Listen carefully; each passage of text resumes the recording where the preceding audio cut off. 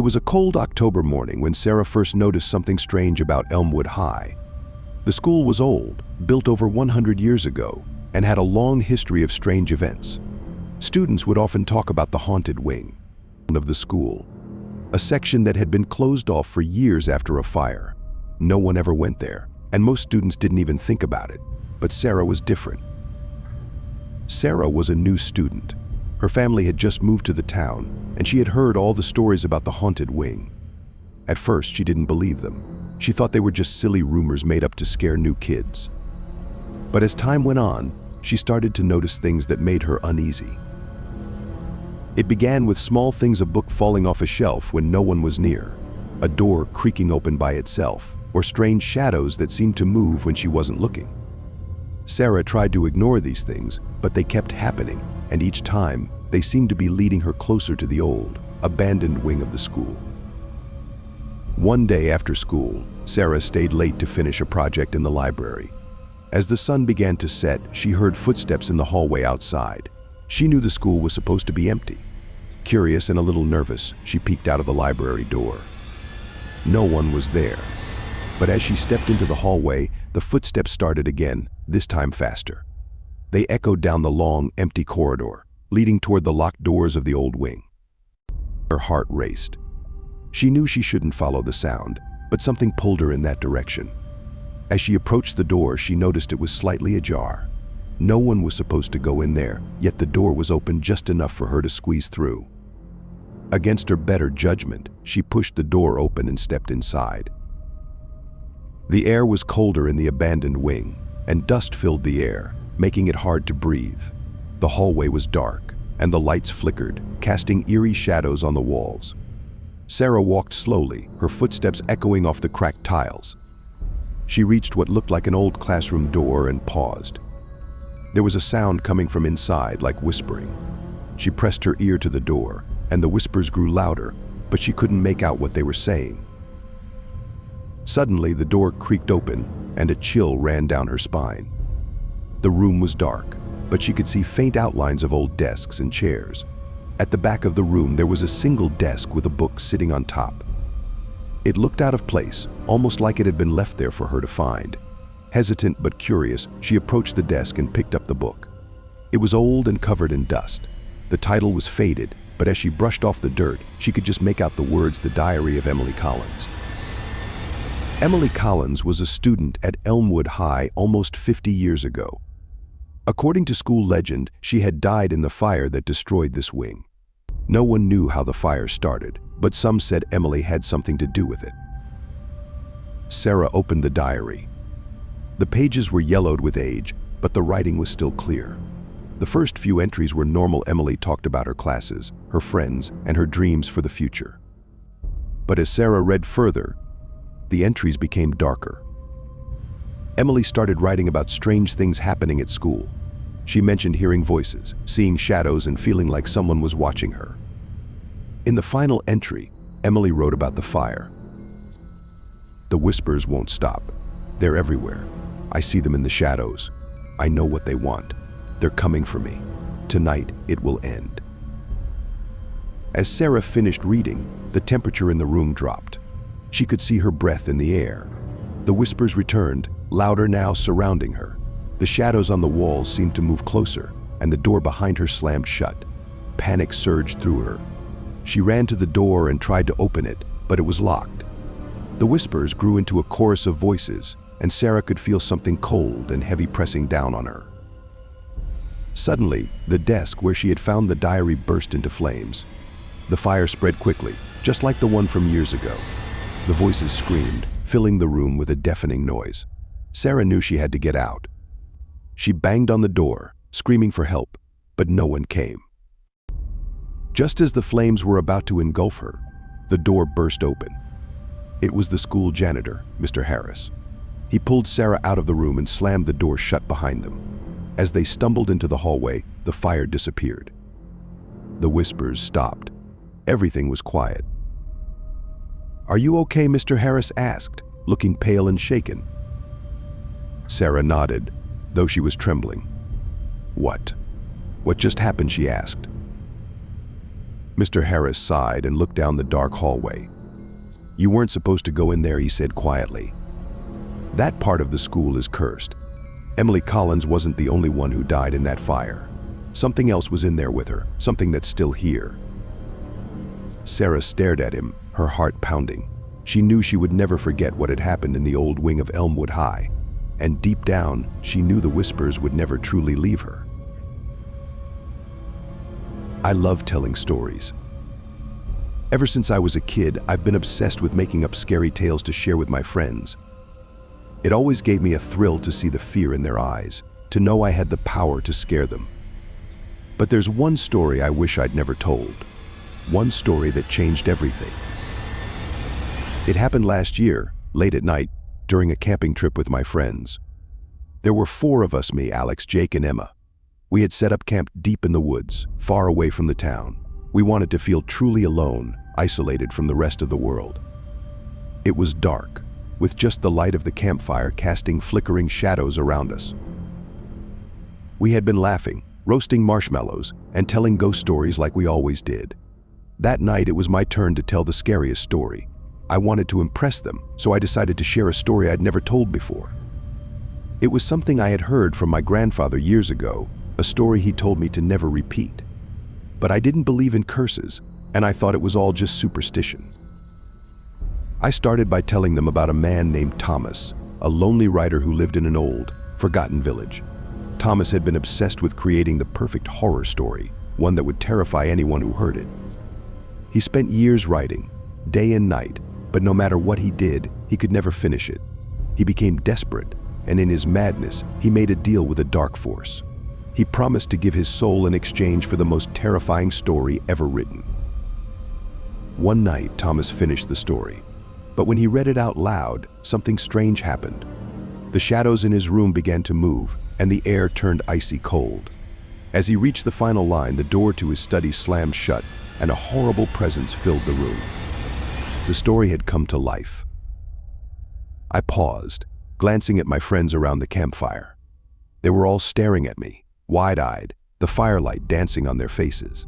I could tell I had their attention, so I continued. The legend says that anyone who hears the curse's story is doomed. Once the story is told, it follows the listener, haunting them until it takes them, just like it took Thomas. No one knows what happens when it catches you, but they say you can hear footsteps behind you when you're alone, or whispers in the dark when there's no one there.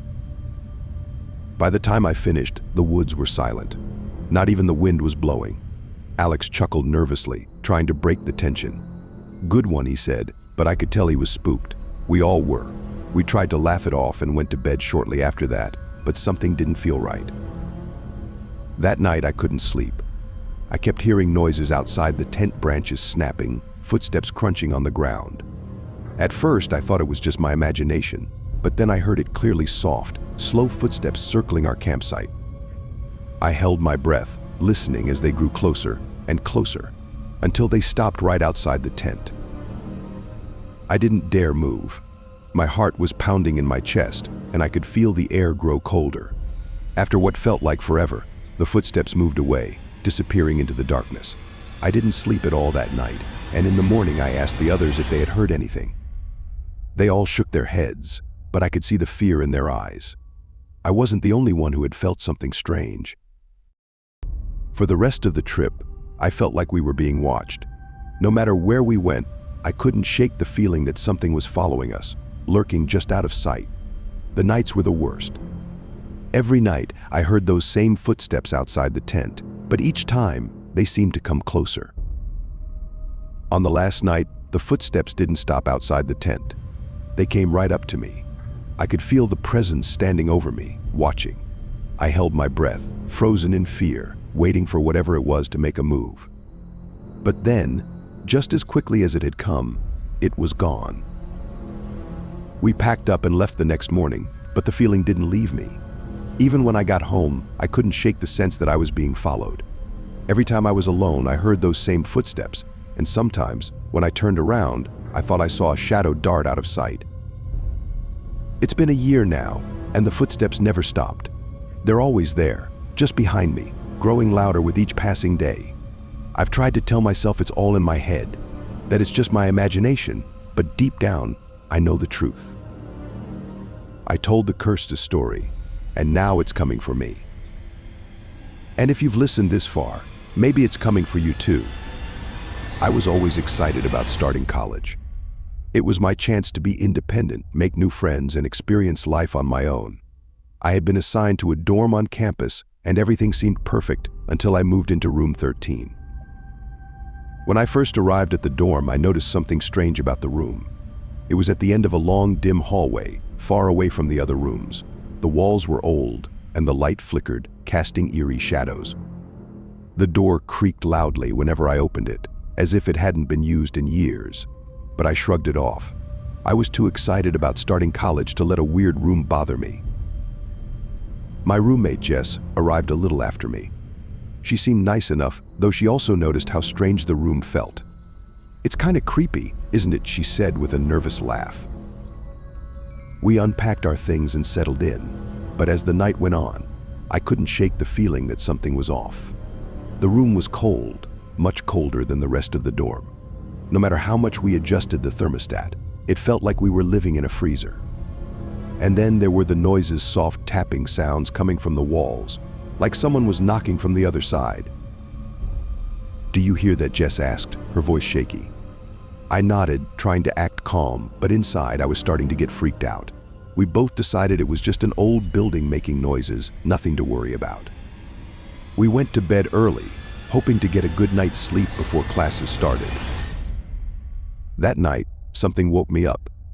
I didn't know what time it was, but it was pitch dark outside. At first I thought it was the cold again, but then I heard a faint whisper. It was so soft that I couldn't make out the words, but it sounded like it was coming from right beside me. I turned to look at Jess, but she was fast asleep. I listened closely, my heart racing. The whispering continued, slowly getting louder. I sat up in bed, trying to figure out where it was coming from. The hair on the back of my neck stood up when I realized it was coming from inside the room. I turned on the lamp beside my bed, but the moment the light came on, the whispering stopped. I looked around, but there was no one in the room except me and Jess. I tried to calm down, telling myself it was just my imagination playing tricks on me. But deep down, I knew something wasn't right. The next day, I told Jess about what had happened. She looked uneasy but brushed it off. "It's probably just the old pipes or something," she said, trying to reassure me. But that night it happened again. This time Jess heard it too. We were both lying in bed when the whispering started again, soft and distant at first, then slowly growing louder. Jess shot up, her eyes wide with fear. "Did you hear that?" she whispered. I nodded, my heart pounding in my chest.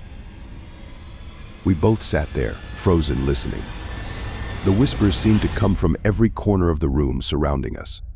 Then, just as suddenly as they had started, they stopped. "I don't like this," Jess said, her voice shaky. "Something's wrong with this room."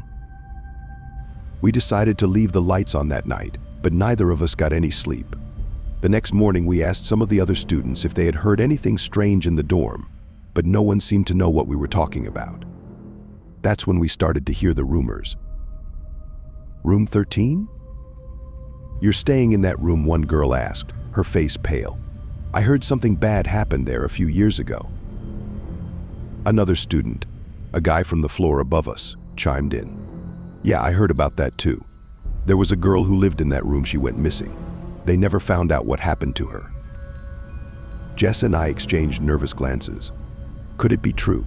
Was there really something wrong with room 13? That night we decided to do some research. We searched online and found an old news article about a student who had gone missing 5 years ago. Her name was Emily, and she had lived in our dorm, in room 13. According to the article, Emily had been complaining about strange noises and cold spots in the room before she disappeared. One night, her roommate came back to find the room empty. Emily was never seen again.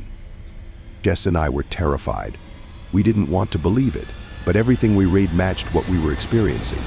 The cold, the noises, the feeling of being watched, it all made sense.